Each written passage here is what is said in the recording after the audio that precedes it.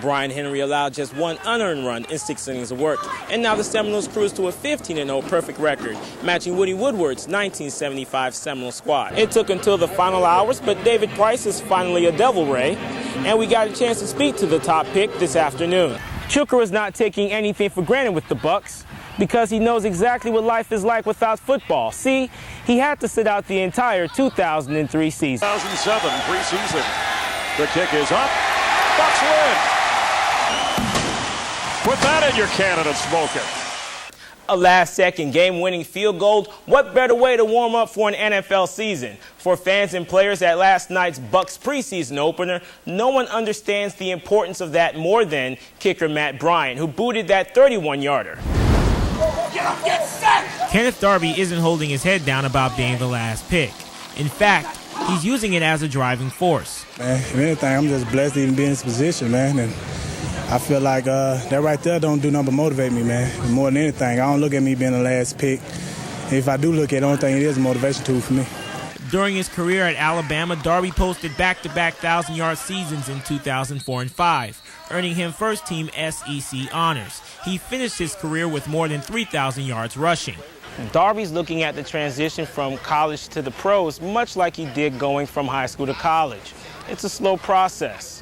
Whatever role they put me in to help this team, I'm all down for it, man. I'm not looking at trying to come out and be the star or nothing like that. You got to crawl before you walk. So whatever role they put me in to help the team, I'm more than willing to do it. Darby remains steadfast and believes the best way to get through his first NFL training camp is to stay strong from the neck up. Serge Kelly, Tampa Bay's 10 Sports. Welcome to Sports Line Live. I'm Serge Kelly. There are very few sure things in sports, especially in a crew game like golf. But if you ever wanted to bet your life savings on an outcome, bet on Tiger Woods heading into the final round of a major with the lead. Tiger is 12 for 12 from that perch, looking to make it lucky 13 at the PGA Championship.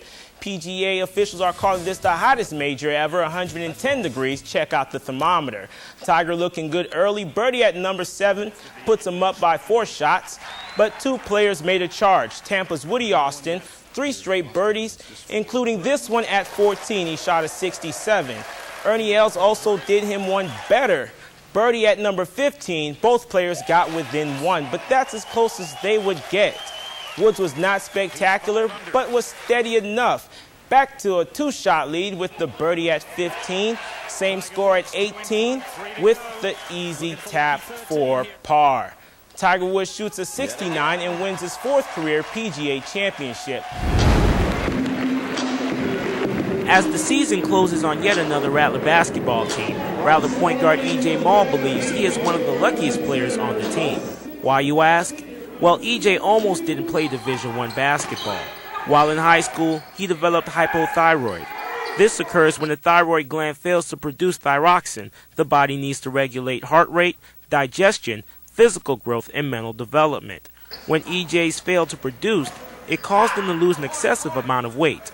E.J. went from a healthy 175 pounds to a frightening 140 pounds in less than a month, forcing him to seclusion. That first day, it was tough because I couldn't be around nobody. I had to stay in my room, couldn't really do anything. And then afterwards, it was all right. I felt regular. It was like the symptoms you really wouldn't notice unless somebody looked at you and the doctor said something. Because of his many doctor visits and treatment, E.J. missed a lot of time in school, causing his grades to decline and being placed on academic probation.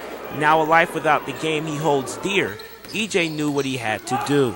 Basically, I just went to class. I kept practicing on my own, hoping that somebody would hear about me. Fortunately, someone did hear about E.J. Blackhawk community basketball coach Troy Noble heard about E.J. through a friend and then proceeded to offer him a scholarship. That really put a smile on my face because a lot of people started recruiting me since I didn't play since my sophomore year. While at Blackhawk, E.J. averaged 20 points, 5 assists, and 2 steals a contest, and was once again being recruited to play Division I basketball. But upon receiving his associate's degree, E.J. faced another obstacle. He was missing a summer course. A lot of schools, they had started recruiting me, and because I needed one more summer class that was unknown, because I received an associate's degree, and Gino let me know that they were confident that I would pick up that one summer class over the summer, and that I could come in here and it'd be a smooth transition. And that basically instilled at me that this was the right program for me. Ernest Mall is as fine a young man as you're ever going to want to meet. Tremendous student, a student of the game of basketball, extremely hard worker, very team-oriented. Has been a tremendous addition to our program. We're very blessed to have him. Currently, EJ is off medication and has been for a year. As for basketball, he has moved from the sixth man to being the Rattlers' starting point guard and has a message for anyone in his situation. Not to give up, that it happens, it just happens. It's something that you really can't control, and hopefully if you find it early that you'll recognize that you need help and that you can come back from it.